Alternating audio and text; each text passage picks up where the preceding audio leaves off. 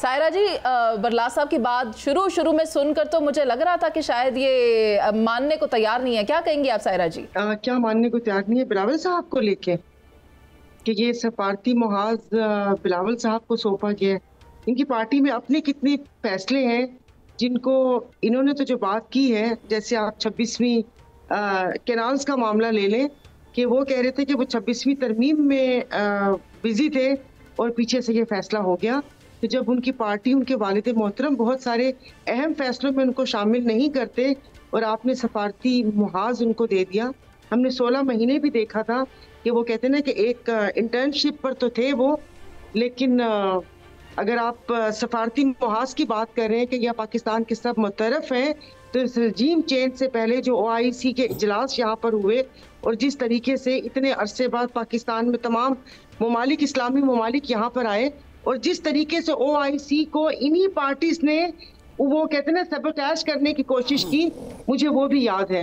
تو اچھی بات ہے جو اس وقت انہوں نے DGISPR کا ذکر کیا. یہ جو ہمارے افواج انہوں نے سارا مطلب جو موقف اپنا پیش کیا بہت مثبت تھا وہ. اور بس میرا بھی وہی ہے کہ اب تو جب ٹرمپ صاحب نے کہہ دیا تو پھر تو دنیا متعارف ہوگی کہ ہاں ہمارا جو کردار وہ تھا. ہمارا کردار تو کوئی مان رہا ہے لیکن مودی کے عالمی دہشت گرد ہونے کا کوئی نہیں مان رہا. میں اس کو سفارتکاری کو یہ مانتی ہے دنیا کے مودی عالمی دہشت گرد ہے، اور نہ بھارت یہ مانتا ہے کہ پاکستان نے اس کے ساتھ کیا زیادتی کی ہے. سائرہ جی یہ بات صحیح ہے، میرے ساتھی کہہ رہے ہیں حکومت کا کردار. پہلے آپ مجھے حکومت تو بتا دیں کہ کیا ہے. کیا وہ حکومت عوام کے ووٹ سے آئی ہوئی ہے؟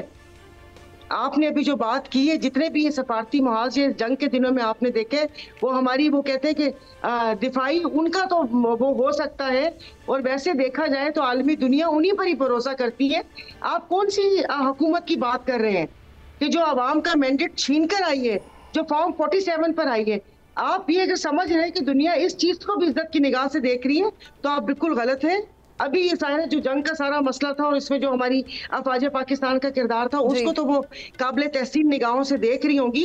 لیکن جس ملک میں جمہوریت ہی نہ ہو، جس میں صاف شفاف الیکشن ہی نہ ہو، عوامی مینڈیٹ کو چھین کر آپ نے ایک اس ٹولے کو مسلط کیا ہو. آپ کہہ رہے ہیں کہ حکومت اور یہ سب مل کر ایک پیج پر ہو.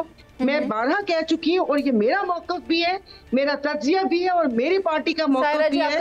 سلمان عابد صاحب نے بڑی اچھی گفتگو کی، بہت اچھی باتیں کی کہ یہ ساری چیزیں تو یہ اس وقت فارم 47 بناتے وقت کسی کے دماغ میں نہیں آیا کہ یہ جو ملک میں خانہ جنگی کی صورتحال پیدا کی ہوئی ہے، جو عوامی منتخب پارٹی کے نمائندے، آپ اپنا دھیان صرف ایک پارٹی کی طرف ہم ٹاپک سے ڈیویٹ ہو رہے ہیں. اس موضوع پر جتنی بحث ہم نے کرنی تھی ہم نے کر لیا ہے. ٹھیک ہے سائرہ جی، آپ ٹھیک بات کر رہی ہیں. بھارت کو سفارتی سطح پر ہزیمت اٹھانا پڑی ہے. وہ ایکسپیکٹ کر رہا تھا کہ اس کو سپورٹ حاصل ہوگی، لیکن اس کو سپورٹ حاصل نہیں ہوئی، جبکہ پاکستان کو بھرپور حمایت ملی ہے. ابھی چلتے ہیں ایک بریک پر، جس کے بعد واپس آئیں گے اور بات کریں گے بانی PTI اور دیگر رہنما عید سے پہلے باہر.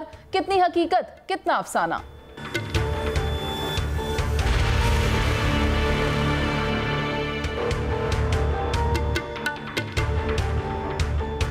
Welcome back. اور ہماری دوسری اہم خبر جس کے اوپر ہم اس سیگمنٹ میں بات کرنے جا رہے ہیں وہ یہ ہے کہ بانی PTI اور دیگر رہنما کیا عید سے پہلے باہر ہوں گے، اور اس بات میں کتنی حقیقت ہے یا کتنا افسانہ، اس کو میں ذرا آپ کو مزید الیبوریٹ کر دیتی ہوں. تو بات یہ ہے کہ پاکستان میں عید سے پہلے قربانی اور عید سے پہلے بڑے واقعات کی کہانیاں ایک لمبے عرصے سے چلی آ رہی ہیں، اور اب پھر قیاس آرائیاں کی جا رہی ہیں کہ تحریک انصاف کے سیاسی سیز فائر کے مطالبے کے بعد بانی PTI اور دیگر رہنما عید سے پہلے کیا آزاد ہو جائیں گے.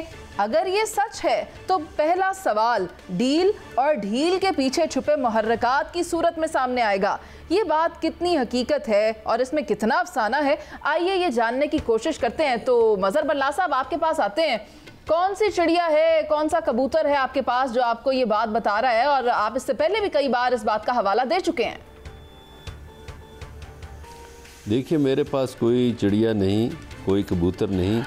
میں انسانوں سے بات کرتا ہوں اور انسانوں کی باتوں پر یقین کرتا ہوں، چڑیوں طوطوں کی باتوں پر یقین نہیں کرتا. دیکھیے، حالیہ جو پاک بھارت کشیدہ صورتحال ہوئی، اس میں پہلا بھارتی حملہ 7 اور 8 کی درمیانی رات ہوا، پھر دوسرا حملہ جو ہے وہ 9 اور 10 کی درمیانی رات ہوا، جو بڑے حملے، جس میں بڑے حملے، صحیح کہہ رہے ہیں، بڑے حملے۔ اچھا اب آپ یہ دیکھیے، یہ تو 22 اپریل سے کام شروع ہو گیا تھا نا، جب پہلگام ہوا تو اس کے بعد کشیدگی ہو گئی۔ میں بات کو مختصر کرتا ہوں، اس کشیدگی کے بعد دیکھیے بہت سے ہمارے سوچنے والے سوچتے ہیں 70% پاکستان کی یوتھ ہے، اور یوتھ آپ کو پتہ ہے، ہمارے ناظرین کو پتہ ہے کس کے کہنے پر چلتی ہے یا کس میں کون یوتھ میں زیادہ مقبول ہے۔ تو پھر یہ 2 ملاقاتیں ہوئیں، اس میں میں نے پھر 6 تاریخ کو ایک ٹویٹ کیا تھا، اس کے بعد 8 تاریخ کو میں نے ایک کسی ٹی وی پروگرام میں یہ بات کی، پھر 15 کو زبیر علی خان نے کچھ باتیں کی، اور 16 کو نجم سیٹھی صاحب نے کچھ باتیں کی۔ اب رات پھر میں نے ایک ٹویٹ کیا، اور اس میں یہ ظاہر ہے پی ٹی آئی کے باقی لوگوں کا بھی تذکرہ تھا، ان کے بانی چیئرمین کا بھی تذکرہ تھا، ٹائم ختم ہو گیا سر، کہ وہ عید سے پہلے قانونی راستوں کے ذریعے رہا ہوں گے۔ اور میرے بعد کوئی 5 گھنٹے بعد زلمے خلیل زاد نے بھی اسی طرح کا ٹویٹ کیا۔ ٹھیک ہے شہزاد بٹ صاحب، میں سمجھتا ہوں کہ اس وقت پاکستان کو اتحاد کی ضرورت ہے۔ سر ٹھیک ہے، اب شہزاد بٹ صاحب کی رائے لے لیتے ہیں۔ اور دیکھیں منیزے، بات یہ ہے جو ہم اخباروں میں ہوتے تھے نا، ان جیسے سینئر افراد کے ساتھ ایز اے چیف رپورٹر کام کیا کرتے تھے، ایک صاحب ہوتے تھے شیخ رشید صاحب، وہ ہمیشہ کہا کرتے تھے اپنی پریس کانفرنس سے پہلے، عید قربان سے پہلے بڑی قربانی ہوگی۔ کیڑی قربانی، کیڑی عید، ہون کیڑی عید ہے، اے چھوٹی آئی نہیں، تسی وڈی تے لے گئے ہو، وڈی لنگ گئی تے وڈی آ گئی۔ اور یار سمجھے، بات پہ غور کرے، پاکستان میں ایکس شوٹر پر 1 سال کی پابندی لگی تھی، یو ریممبر؟ I remember۔ 2024 میں پلیٹ فارم جو تھا وہ بند کر دیا گیا تھا، یو ریممبر؟ اب تیسری بات پہ چلے جائیں، پاکستان میں ایکس کو 6 اور 7 مئی کی رات کھول دیا گیا ہے۔ یہ ہے تازہ ہوا کا ٹھنڈا۔ I want to ask you, do you remember کہ اسی ٹویٹر کے اوپر وزیراعظم صاحب اور وزراء وی پی این لگا کر پوسٹیں لگاتے ہیں؟ او یار وہ گلا کا بات ہے نا، ریلیٹیو نہیں نہ کرتی منیزہ، نہ ایسے نہ ٹوکا کر وہ نہیں، وہ گل ہو رہے ہیں، گل ہو رہے، کوئی گل نہیں، کوئی گل۔ بات یہ ہے ایکس، 2:30 بجے نماز والی بات بھی لیدا ہے، وہ بھی لیدا ہے نا، دیکھو نا ساری گلاں نو کھچڑی نہ بناؤ، مزہ لین دیو۔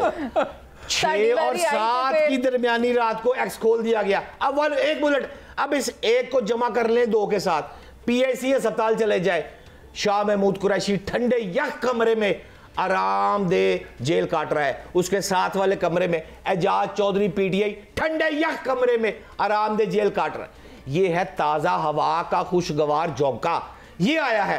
اب یہ آیا ہے یہاں تک، یہاں تک سیکنڈ آپ لے لیں میرے۔ اچھا وائنڈ اپ نہیں کرنے دیں گی تو پھر میں کیسے بات کروں؟ 10 سیکنڈ آپ لے لیں۔ کیسے بات؟ بیچ میں آپ بول جاتی ہے، پھر میں کیا کر سکتا ہوں؟ اگر آپ نہیں کہنا چاہتے تو ٹھیک ہے، میں نہیں کرنا چاہتا۔ سائرہ جی آپ بتا دیں، آپ اس بارے میں کیا کہنا چاہیں گی؟ بٹ صاحب نے اپنا ٹائم گیو اپ کر دیا۔ بٹ صاحب کو ٹھنڈی ہوا کے جھونکے، آپ کو بھی وہ لکوٹ لکھپت میں اے سی چلا کر بٹھا کے ٹھنڈی ہوا کے جھونکے دلوا دیں کیا؟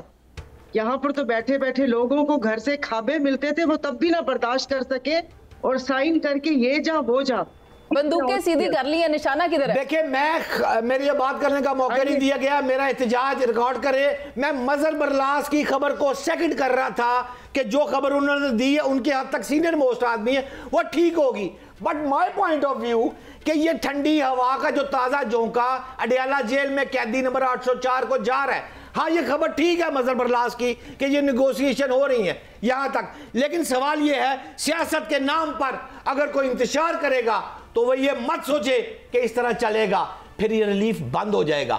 آپ آئے سیاست کرے، اس طرح کی سیاست کرے جس طرح کی سیاست 2018 میں پرائم منسٹر بنا تھا۔ آپ سلمان عابد صاحب کا ٹائم لے رہے ہیں۔ بات یہ ہے کہ اگر کوئی سیز فائر ہونے کی کوششیں ہو رہی ہیں پاکستان کے پولیٹیکل سسٹم میں، اور جو عدم استحکام ہے اس کو ختم کرنے کی کوئی کوشش ہو رہی ہے، تو ہمیں تو اس کو اپریشیٹ کرنا چاہیے، اپریشیٹ کرنا چاہیے، کیونکہ پاکستان تو اس قسم کی لڑائی کا مطمئن نہیں ہو سکتا۔